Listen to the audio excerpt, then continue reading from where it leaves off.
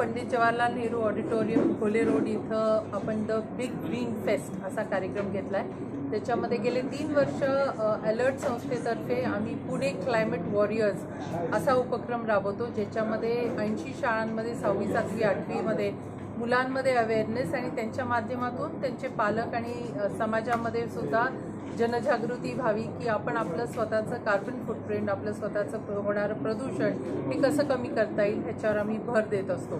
तर त्याचा सांगता कार्यक्रम हा 18 जानेवारीला होणार आहे। त्याच्यामध्ये वेगवेगळ्या शाळांचे स्टॉल्स असतील, वेगवेगळे NGOज जे स्वयंसेवी संस्था आहेत पुण्यामध्ये, ज्या कोण पाण्यावर काम करतात, कोण एअर क्वालिटीवर करतात, कोण सॉलिड वेस्टवर करतात, यांच्या उपक्रमांचं प्रदर्शन त्या ठिकाणी मांडलं जाणार आहे।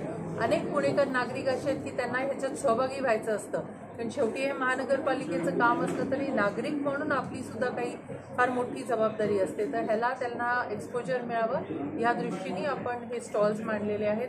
काही जण घरगुती इको फ्रेंडली असे प्रोडक्ट्स करतात, एस्पेशली कोविडनंतर खूप अवेअरनेस बदलला आहे की इको फ्रेंडली प्रोडक्ट्स आम्ही वापरणार, तर त्याचं आपण एक्झिबिशन मांडणार आहोत। मग काही पर्यावरण उद्देशाने तिथं भाषणं ठेवलेली आहेत, ज्याच्यामध्ये पुण्याच्या सिमेंट जंगलच आहे आता पुणे शहर, त्याच्या आजूबाजूला कसे बायोडायव्हर्सिटीचे हॉटस्पॉट्स आहेत, त्याचप्रमाणे शिवाजी महाराजांच्या काळामध्ये त्यांनी जे गड किल्ले बांधले ते कसे पर्यावरणपूरक बांधले त्याच्यावर प्रेझेंटेशन असणार आहे। आदिवासी लोकांचं वेगवेगळ्या ठिकाणून येणार आहेत, आसाम आणि वेगवेगळे स्टेट्समधून, त्यांनी पण केलेल्या बांबू त्याचं ड्रॉइंग आर्ट ह्याचं पण एक्झिबिशन असणार आहे। एवढंच नव्हे पण ते नागरिकांना शिकवणार सुद्धा आहेत ते कसं करायचं, तर त्याची वेगळी आम्ही प्रेस नोट देऊच। आम्ही सगळ्या पुणेकरांना अपील करतो की आपण जरूर ह्या एक्झिबिशनला भेट द्या।